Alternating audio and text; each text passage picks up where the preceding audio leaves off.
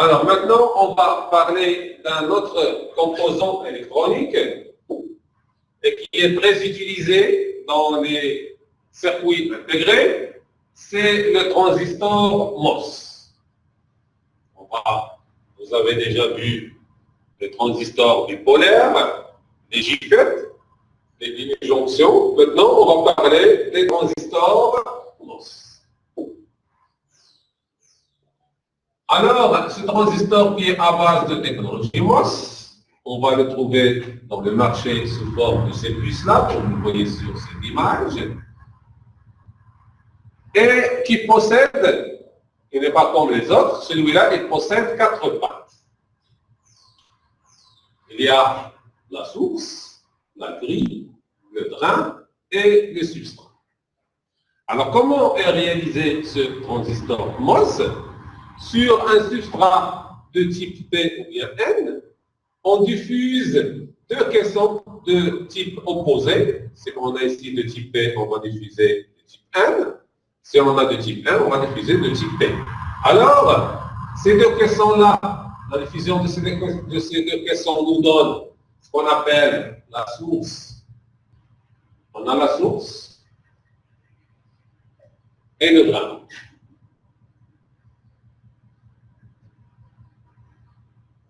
Puis, on va déposer de l'oxyde, après certaines opérations technologiques, on va déposer la grille. Alors, cet oxyde-là a une épaisseur de ox.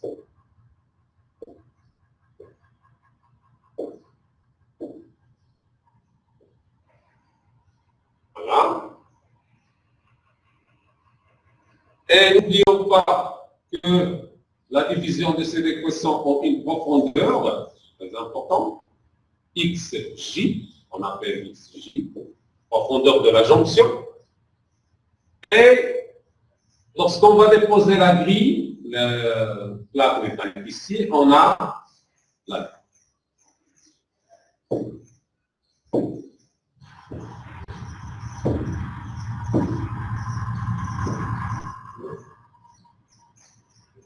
En bas, c'est le semi-conducteur et le Alors, vous voyez qu'il possède 4 pattes, grille, drain, source et substrat.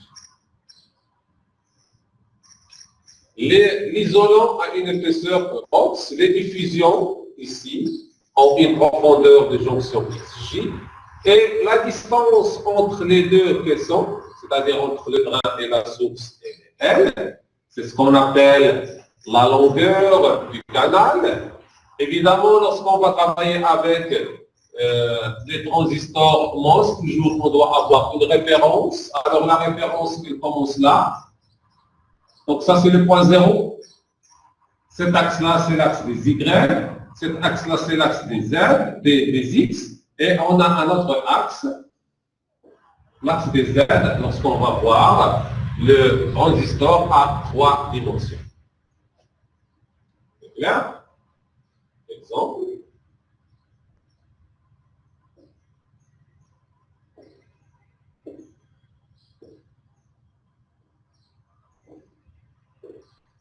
Alors, on va essayer de mettre ça à 3 dimensions pour mieux voir.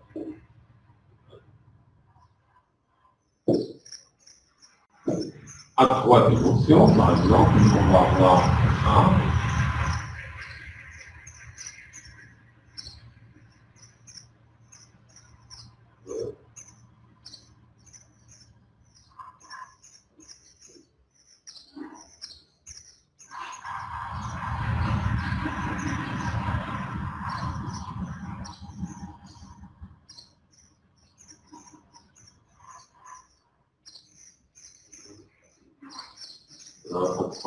Par exemple.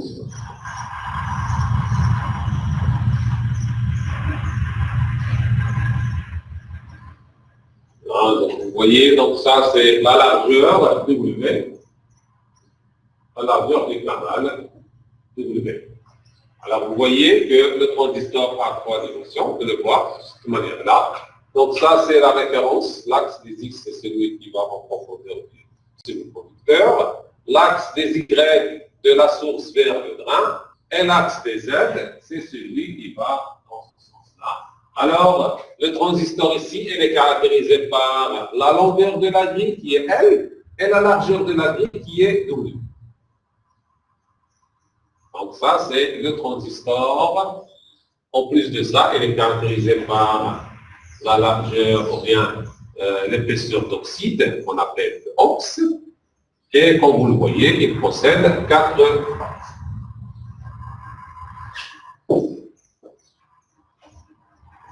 Maintenant, pour la polarisation, comment il fonctionne le transistor?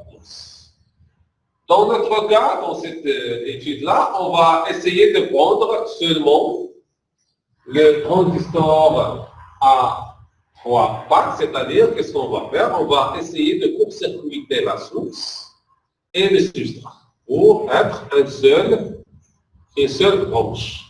Et comme ça, le transistor, on peut trouver dans le marché des transistors MOS seulement qui possèdent seulement 3 pattes. Pourquoi? Parce qu'ils ont court-circuité la source et le substrat pour avoir un seul. C'est clair?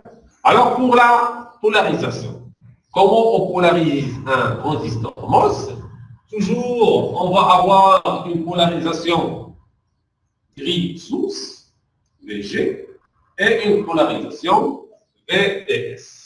Alors, la polarisation gris-source, qu'est-ce qu'elle fait?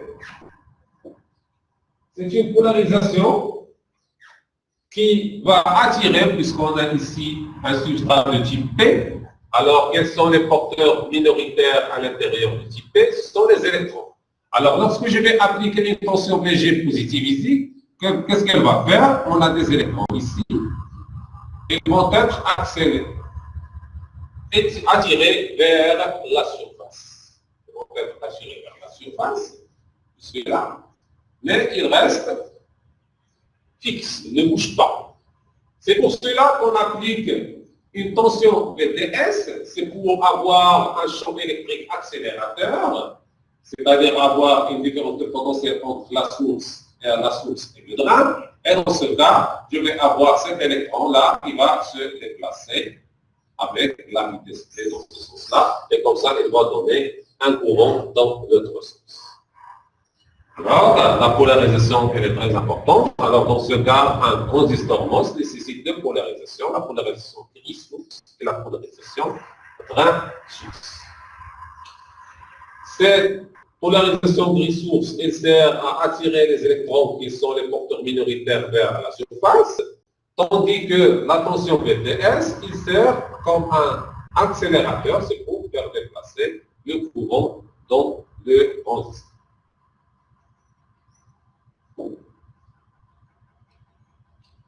Alors, les différents types de transistors MOS qu'on peut trouver. Il y en a 4. Le schéma d'un transistor MOS, c'est celui que vous voyez devant vous. Toujours, il y a drain, gris, source et bulk, donc le bulk. Et ce sens-là, c'est le sens qui indique la jonction PN. C'est quelle jonction PN?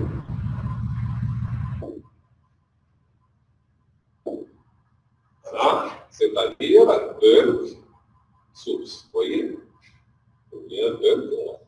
Alors, PN, c'est le sens, c'est comme ça, la fonction, comme ça. Voilà. Entre les deux. PN. Pour se rappeler que la flèche entrante, c'est P.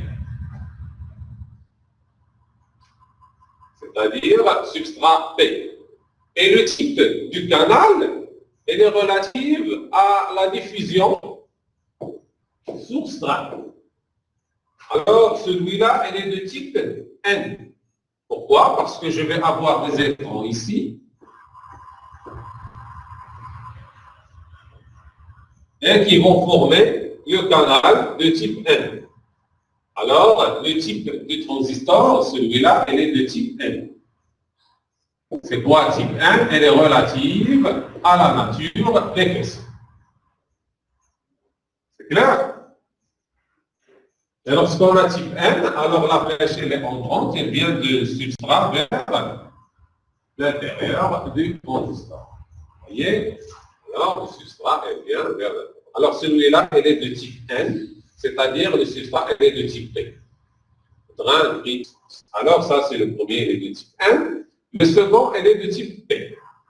De l'autre côté, celui-là, elle est de type N et celui-là de type P. Mais la différence réside où? Celui-là, on lui a ajouté un petit trait. Pourquoi? Parce que on peut trouver des transistors qui ont déjà le canal formé. Déjà le canal formé, c'est-à-dire même si la tension V de G est nulle, même si cette tension-là, V de G, elle est nulle, on trouve qu'il y a un canal, c'est-à-dire des électrons qui se trouvent ici, ou bien des trous, ça dépend de la nature de substrat. On trouve ici des électrons qui forment le canal.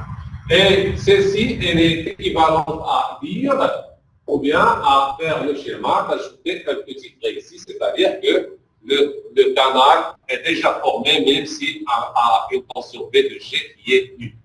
Alors, ce type de transistors, on les appelle normally on, c'est-à-dire est conduit déjà, ou bien on les appelle des transistors à appauvrissement. Les autres ici sont des normally off, normalement éteints. Pour les faire conduire, il faut appliquer V de G supérieur à 0. Mais ici, on les appelle aussi à enrichissement. Celui-là est de type N, P, N, P. Celui-là, enrichissement, appauvrissement, appauvrissement. Ou bien normally off, normally on, normally on. Alors, il y en a 4 types de transistors MOS. Alors, ces 4 types vont avoir des caractéristiques différentes. Pour les normally off, les NMOS ont une tension de seuil positif. Dans le cas des types enrichis, mais dans le cas des types appauvris, cette tension seuil, elle est négative. Par contre, pour les NMOS, on a les tensions de seuil, elle est négative dans le cas où elle est enrichie, et elle est positive dans le cas où elle est appauvrie. Le schéma des tensions de seuil, on a tracé ici la tension de seuil, ça c'est le courant UTS, ça en fonction de la tension VGS. Alors on va prendre le premier cas, on voit très bien que on commence à augmenter la tension V de G, à un certain moment, le courant est nul, à un certain moment, et on commence à produire, c'est-à-dire qu'elle a atteint la tension de seuil qui est positive. Par contre, si on va travailler avec les péros, la tension V de G doit être négative, elle augmente en valeur absolue négativement. Voilà. À un certain moment, et le courant passe dans l'autre sens, c'est-à-dire elle possède une tension de seuil qui est négative. Par contre, ici, sa courbe ITS en fonction de VGS n'est plus la même que celle-ci, mais elle a cette forme, et l'asymptote à celle-ci va nous faire tomber sur la tension négative. De l'autre côté, elle a cette forme-là, et la tension d'asymptote va nous faire tomber sur la tension de seuil qui est positive. Alors vous voyez que les transistors MOS, selon sa nature enrichie ou bien appauvrie, la tension de seuil peut être soit négative, soit positive.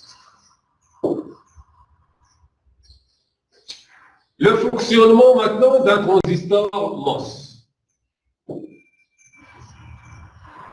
Alors, le transistor MOS, c'est comme le cas du transistor bipolaire, il passe par des régimes linéaires et des régimes de saturation. Alors, la condition du régime linéaire, tout dépend des tensions appliquées, on va les comparer.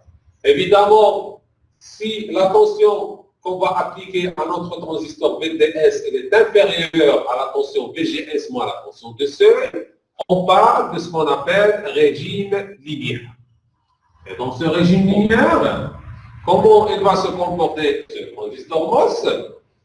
Alors, vous voyez ici que VGS est supérieur à la tension de seuil, évidemment, c'est pour attirer les porteurs minoritaires à la surface et pour former le canal. VDS, elle est inférieure à une tension VT stable, qu'on appelle la tension de saturation, on va en parler après. Mais lorsqu'on compare ces deux tensions, on va trouver que cette tension VTS doit être inférieure à VGS moins VT. Dans ce cas, que se passe-t-il? On voit très bien qu'on a une forme de canal ici qui est presque, voilà, carré. Voilà, c'est-à-dire on a presque le potentiel, il n'y a pas une grande différence de potentiel tout près de la surface ici. Le potentiel qui se trouve là, il est presque égal à l'autre, selon la distance Y.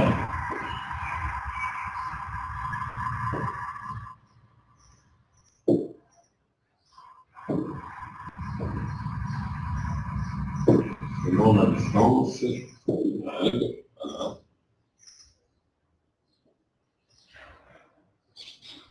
Ça, c'est...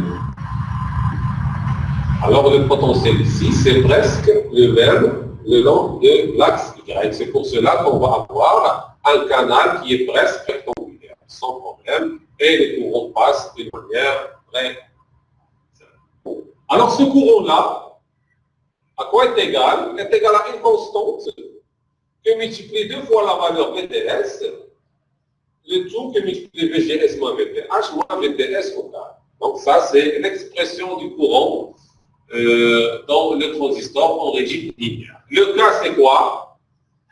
Le cas, c'est mu0 sur 2, c'est W sur N. Mu0, c'est la mobilité des porteurs. W, c'est la largeur du canal. Et N, c'est la longueur du canal.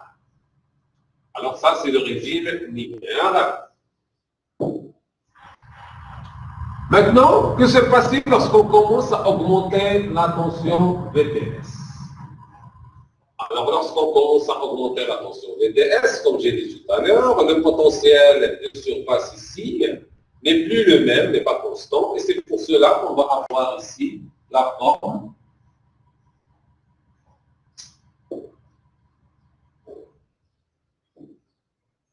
on va avoir ici la forme là,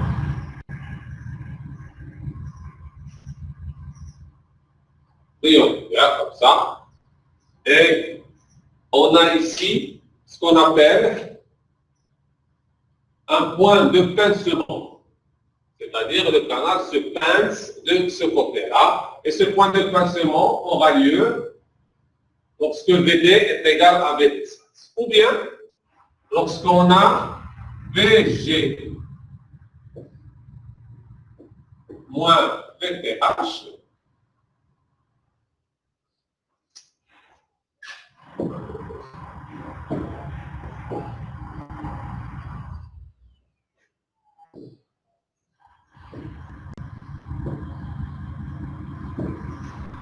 VG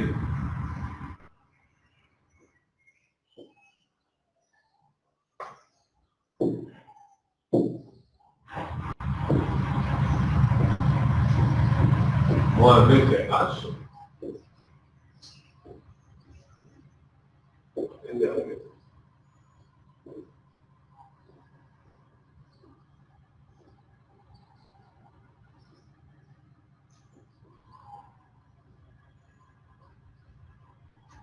quand VG moins VTH est égal à VTS, on va avoir un pincement du canal tout près du rein. Donc, ça, c'est ce qu'on appelle le régime de pincement, ou bien la tension de seuil, c'est-à-dire quand la tension VTS atteint ce qu'on appelle la tension VTS. Maintenant, on va parler du régime de saturation. Ce régime de saturation ne peut avoir lieu que lorsque VTS dépasse la tension VGS moins VTH. Et dans ce cas, ici, j'ai exagéré, mais seulement il y a une petite distance qui sépare le canal, le bout du canal au drain. Il y a ce qu'on appelle le régime de saturation, c'est-à-dire le courant ITS va devenir indépendant de la tension VTS. Et son expression, elle est seulement en fonction de la tension VGS. IDS est égal à K fois VGS moins VTH. Et dans ce cas que les électrons passent par une petite distance ici qu'on appelle le delta de L, donc ça c'est l'obligation du canal, et cette delta de L qui est très petite, qui va se créer ici après l'obtention.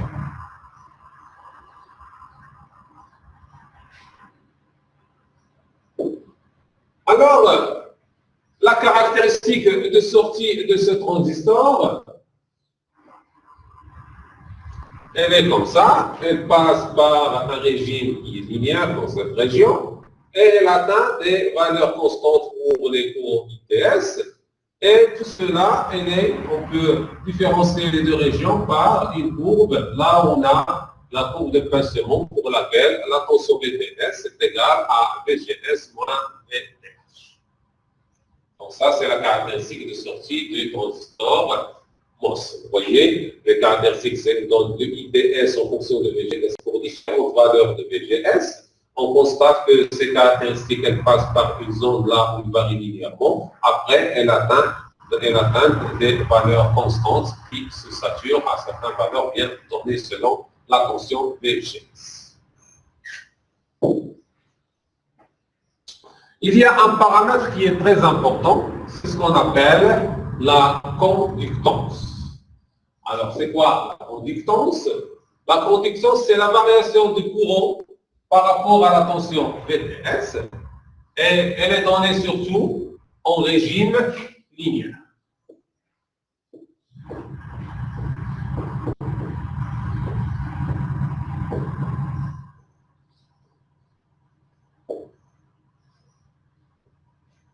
En régime linéaire. En régime linéaire, l'expression du courant en régime linéaire, on l'a déjà vu. Qu'est-ce qu'on va faire? On va dériver cette expression par rapport à VTS. Voilà.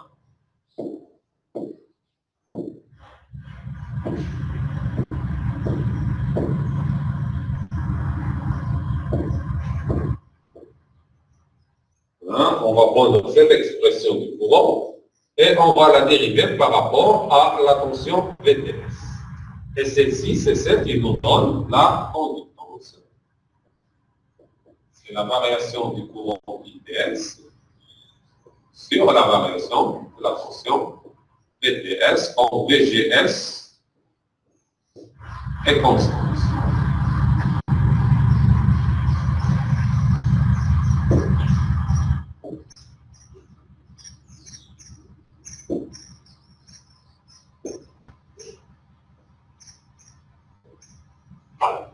Alors, lorsque je vais dériver ça par rapport à VTS, je vais avoir ce qu'on appelle la conductance que j'ai mentionnée ici.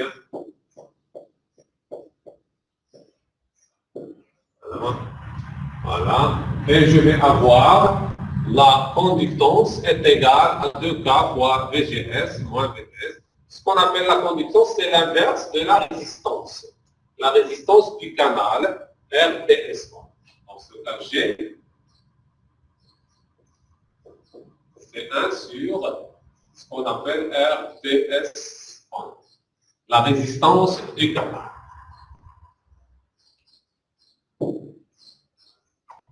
Alors, maintenant, on va parler, puisque en régime linéaire, on a toujours la tension VTS, elle est inférieure à celle de VGS moins VTS. Alors, lorsqu'on va supposer si on a VTS, elle est très faible devant VTS, que c'est facile.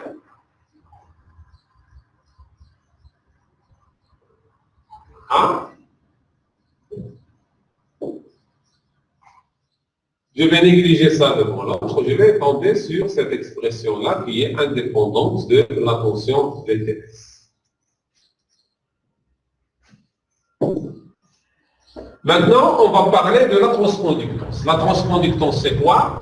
Elle est notée Gn. Ce n'est que la dérivée du courant au régime de saturation par rapport à la tension VGS. Et lorsque je vais prendre l'expression du courant IDS en régime de saturation, je vais la dériver par rapport à VGS, je vais tomber sur cette expression. expression-là est devant.